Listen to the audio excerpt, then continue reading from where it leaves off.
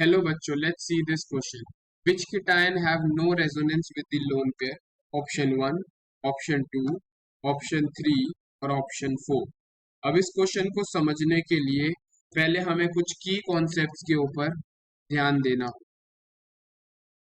What do you mean by resonance? Resonance का मतलब क्या होता है? Resonance का मतलब होता है it is refers to the delocalization of pi electrons. Pi electrons की डीलोकलाइजेशन को हम क्या बोलते हैं? रेजोनेंस बोलते हैं.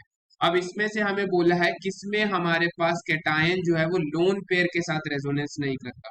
तो अगर हम हमारे ऑप्शन 1 को अगर देखते हैं तो उसमें इस तरीके से यहाँ पे OCH3 लगा हुआ है और यहाँ पे हमारे पास कार्बोकैटायन बना हुआ है. तो इसमें अगर मैं इलेक्ट्रॉन्स की मूवमेंट देखता हूँ, यहाँ पे ऑक्सीजन के पास लोन पेयर है तो ये लोन पेयर अपने इलेक्ट्रॉन को यहाँ डोनेट करेगा, ये पाई बॉन्ड यहाँ मूव करेगा. तो रेजोनेंस स्ट्रक्चर कैसा देखने को मिलेगा? ये वाला पाई बॉन्ड इधर आ गया, यहाँ पे हमारा डबल बॉन्ड आ गया, ऑक्सीजन के ऊपर CH3 लगा हुआ और पॉजिटिव चार्ज आ गया. तो यहाँ पे जो कैटायन है वो लोन पेयर के साथ क्या कर रहा है? रेजोनेंस में मूव कर रहा है. रेजोनेंस के बारे में हमें एक बात याद रखनी है, नो मूवमेंट ऑफ एटम. यहाँ पे सिर्फ पाई इलेक्ट्रॉन्स की मूवमेंट होती है, एटम्स की मूवमेंट यहाँ पे देखने को नहीं मिलती. ठीक है. सिमिलरली अगर मैं नेक्स्ट मॉलिक्यूल के बारे में बात करता हूं तो नेक्स्ट जो ऑप्शन 2 हमारे को दिया हुआ है वो दिया हुआ है कुछ ऐसा. यहाँ पॉजिटिव चार्ज है और यहाँ हमारे पास ऑक्सीजन एटम हमारा दे रखा है. ठीक है जी. अगर मैं इसको रीड्रॉ करता हूँ यहाँ पे तो किस तरीके से हमारे को देखने को मिलेगा इसका स्ट्रक्चर? ऐसा.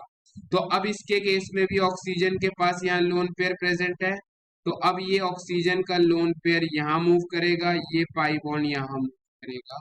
तो इसका जो स्ट्रक्चर देखने को मिलेगा वो कुछ ऐसा होगा. यहाँ पाई बॉन्ड आ गया, पाई बॉन्ड एक यहाँ आ गया, एक पाई बॉन्ड यहाँ आ गया और पॉजिटिव चार्ज किस पे आ गया? ऑक्सीजन.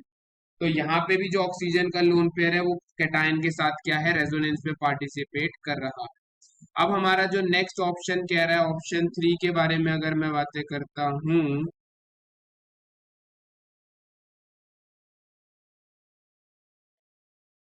ये हमारा ऑप्शन 3 हमें दिया हुआ है. तो अगर मैं इसके केस में देखता हूं तो यहाँ पे भी नाइट्रोजन के पास लोन पेयर है, नाइट्रोजन अपने लोन पेयर को यहाँ डोनेट करेगा, ये पाई बॉन्ड यहाँ मूव कर जाएगा. तो इसके केस में जो स्ट्रक्चर देखने को मिलेगा वो ये देखने को मिलेगा. तो यहाँ पे भी जो लोन पेयर था वो कैटायन के साथ क्या कर रहा है? रेजोनेंस में इन्वॉल्व है. अब ऑप्शन 4 के बारे में अगर हम बातें करते हैं,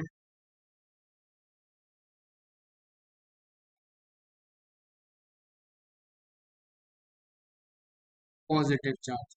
अब जो ये नाइट्रोजन का लोन पेयर है ये राइट साइड में तो रेजोनेंस नहीं कर सकता बिकॉज यहाँ पहले से पाई बॉन्ड प्रेजेंट है. तो इसके केस में कोई भी रेजोनेंस नहीं पॉसिबल है.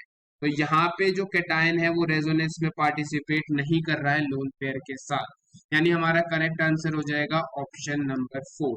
I hope you understood it well. All the best. Thank you.